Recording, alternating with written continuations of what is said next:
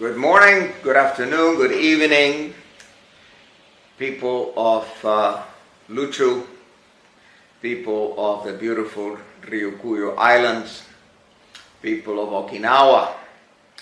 My name is Alfred de Zayas, and I am the former independent expert on international order. I served the United Nations Human Rights Council from 2012 to 2018. I produced 14 reports for the General Assembly and for the Human Rights Council. I issued 100 press releases and media statements on a number of issues, one of them being the self-determination of peoples. My 2014 report was devoted entirely to the theory and practice of self-determination. This is very relevant to many peoples, not only to the Luchuans. There are many aspirants to the exercise of self-governance. I can name many. I can name the people of West Papua, the people of Rapa Nui, the Moluccans, the people of Catalonia, the people of southern Tyrol, the people of Corsica, the Mapuche indigenous populations of Chile, the indigenous populations of Alaska and Hawaii.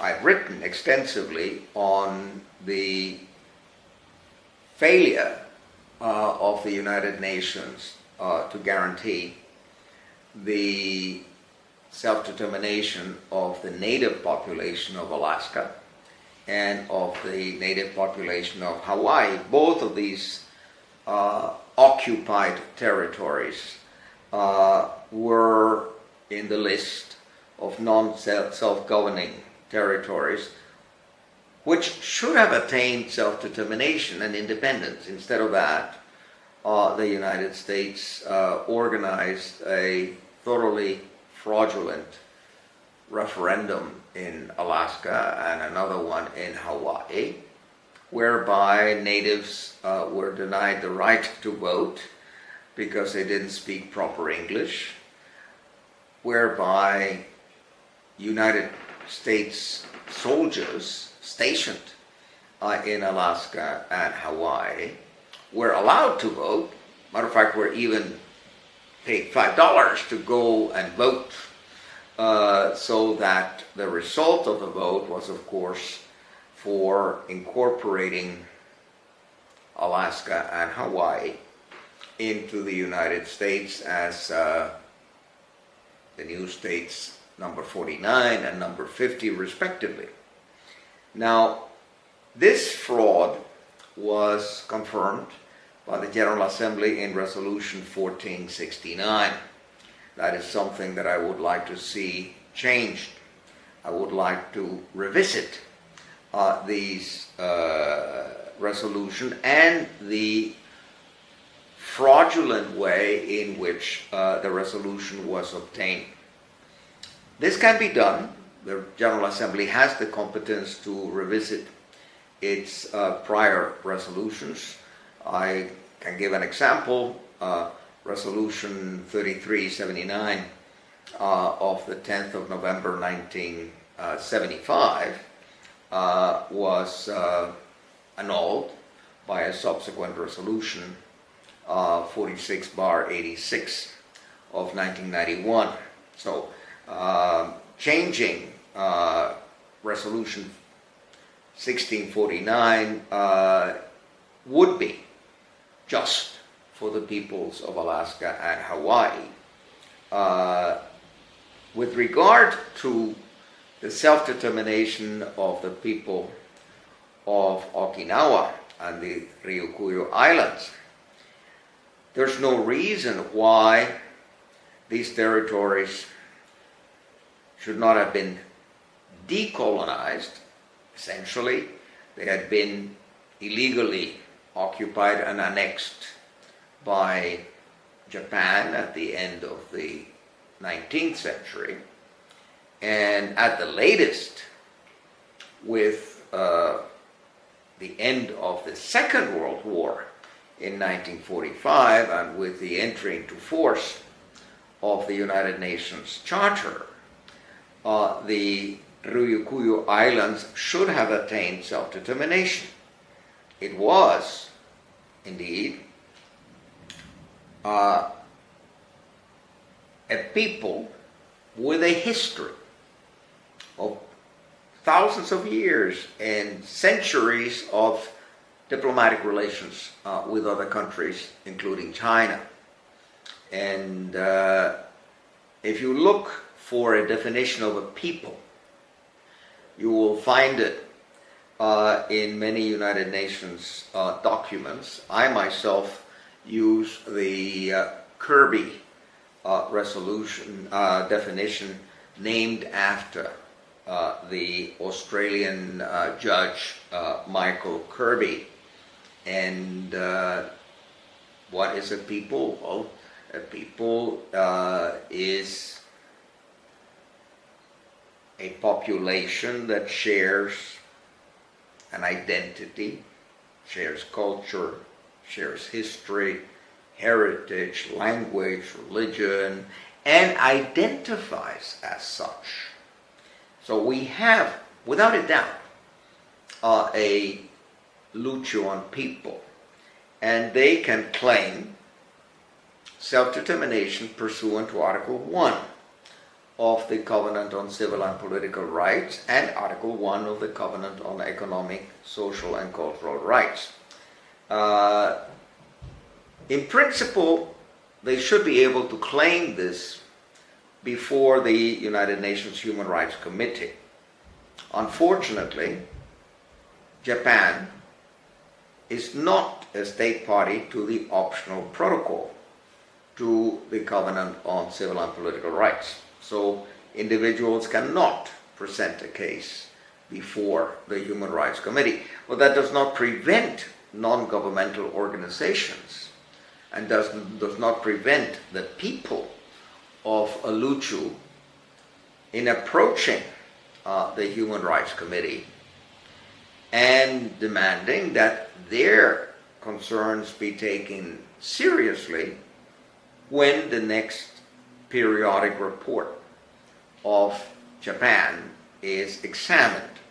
And then it's for Luchuan NGOs and for the Luchuan people to articulate their needs before the Human Rights Committee. And the Human Rights Committee will invite, in the preparation of the questions for examination of the Japanese report, they will invite Luchuan NGOs to present their case before the committee, before the examination of the Japanese report. Now, having talked about the concept of decolonization, decolonization started already in 1946-47 with the separation of the Indian subcontinent from the so-called British Empire. Out of this enormous landmass, India, Pakistan, and Bangladesh emerged. In the 1960s and 70s, Africa and most of the still remaining colonies in Asia attained their independence. Unfortunately, some people were forgotten. Some people never achieved self-determination, including the people of the Okinawa Islands. I was thinking of another island the island of Sri Lanka, where you have two distinct populations. You have the Sinhalese and you have the Tamils. And they're artificially put together. It is very unfortunate for the Tamils. The Tamils fought for their independence and lost. They had a 30 years struggle for independence. The world watched as they were massacred. The estimates of civilians killed is upwards of 200,000 in Sri Lanka. Certainly, the manner in which the war was conducted by the Sinhalese would qualify as genocide for purposes of the 1948 Genocide Convention.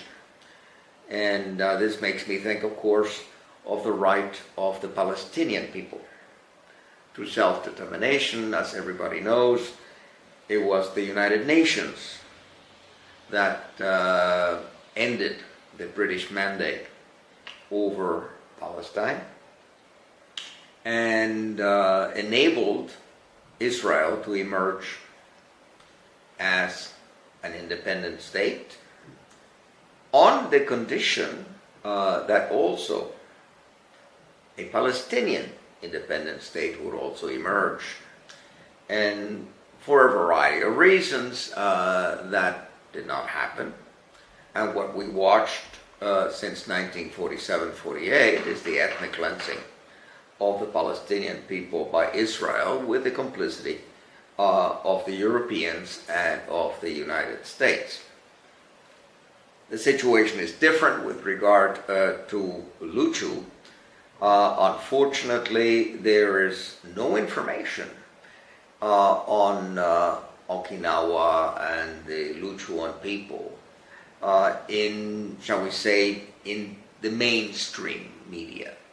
You speak to someone at the United Nations in Geneva about Luchu, they've never heard the word. They don't know what Luchu is or what the Ryukyuan Islands are or where they are. If you mention Okinawa, they will remember the Battle of Okinawa in the Second World War, and they know vaguely that there's an American base in Okinawa, but that is the extent of it. So if the people of Luchu aspire to self-governance and aspire to self-determination, and they have every right to, then we have to work on getting the message out. We have to work on sensitizing academia, sensitizing the universities to pick this up, sensitizing journalists, sensitizing historians, sensitizing all sorts of intelligentsia to address the issue of the right of the Luchuan people to independence. In order to achieve that, however, you need substantial political support. And where can this political support come from? Well, obviously and primarily from its neighbor, from China. And China should have an interest because the Ryukyu Islands host the American base at Okinawa, which is a direct threat to the security of China. So there is an interest in dismantling Okinawa and returning Okinawa to the people of Okinawa and to the people of the Ryukyu Islands. Here again, in order to achieve any kind of change, you need the support of major powers And I believe that the BRICS powers, Brazil and Russia and India and China and South Africa and the other members of BRICS, could join forces in order to achieve the independence of the Ryukyu Islands. Everything in international law entails horse trading. They entail, say, do ut des entails a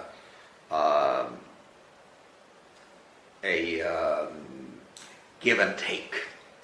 So it is important for the concerns of the Ryukyuan people to be carried to the Human Rights Council, to the General Assembly, to the Security Council by numerous countries. I would like to hear China articulating the importance of achieving self-determination for the people of Okinawa. In my book, Building a Just World Order, Clarity Press, 2021, I formulate 25 principles of international order. And among those 25 principles is the principle of self-determination. I also devote an entire chapter to the issue of self-determination, and I mention the case of Ryukyu. I mention Okinawa. In my more recent book, The Human Rights Industry, I devote a chapter to the issue of self-determination as a conflict prevention strategy. It is not the achievement or the realization of self-determination that causes conflict or that causes war. It is the unjust denial of self-determination. And that is what we see. We see an unjust denial of the self-determination of the Tamils, of the self-determination of the Palestinians, of the self-determination of the Ryukyuans. And that is what we should all try to end through diplomacy, through dialogue, through peaceful negotiation. So I encourage you to reach out to the United Nations, to use all the mechanisms at your disposal, to reach out to the Human Rights Committee, to reach out to the Committee on Economic, Social, and Cultural Rights, and to articulate your demands and to insist that you not be forgotten. If self-determination has been granted to the people of Kosovo, it should be by the same precedent, by the same principle. It should also be granted to the people of Okinawa. So do not give up. I mean, you have suffered more than 100 years of Japanese occupation, but like so many decolonized countries in Africa, the colonial period can and should end. And even imperfect, inchoate decolonization can be revisited. And I have one example being the advisory opinion of the International Court of Justice in the case of Mauritius, in which the International Court of Justice decided that the decolonization of Mauritius was imperfect, incomplete, and that the United Kingdom had to correct the situation. What happened there? Not unlike the situation in Okinawa. The Brits separated the Chago Islands from Mauritius in order to give the Chago Islands to the United States, for the United States to build its mega base in the island of Diego Garcia. That is the obstacle to the self-determination of the people of Chagos Island. But the International Court of Justice said the United Kingdom must correct the situation. If we have a similar advisory opinion in the International Court of Justice with regard to the Ryukyuan Islands, the court would say, in an advisory opinion, that the Luchuans have a right, a prioritary right to self-determination, and that there's no justification to have an American base on the island of Okinawa when practically the entire population of Okinawa do not want an American base there, and certainly do not want an expansion of the base. And even if the Luchuans have hitherto not been successful in challenging that before Japanese courts, the Japanese courts have decided in favor of Japan and in favor of Japanese sovereignty over the Ryukyu Islands. That doesn't mean that the International Court of Justice will not decide differently, that the International Court of Justice will not order Japan to release the Ryukyuan people to their independence, to their right of self-determination, and then the world community, what I call the global majority in Latin America, in Africa, in Asia, should show solidarity with the people of Luchu and demand that the United States remove this threat from the region, remove the base of Okinawa, and that Japan finally terminate its occupation of the islands, which, as I said, has not been all that long. There's not a great history, and certainly no positive history of Japanese contribution to the people of Luchu. Quite the contrary, it's been a history of colonialism, of Japanese colonialism over the people of the Ryukyu Islands. So that should be rejected by the international community, by the world majority. This is my hope, and I promise you my solidarity, and that I will do whatever is within my power as an author, as a professor, to give visibility to your concerns, in the hope that sooner rather than later you will achieve self-determination. I thank you.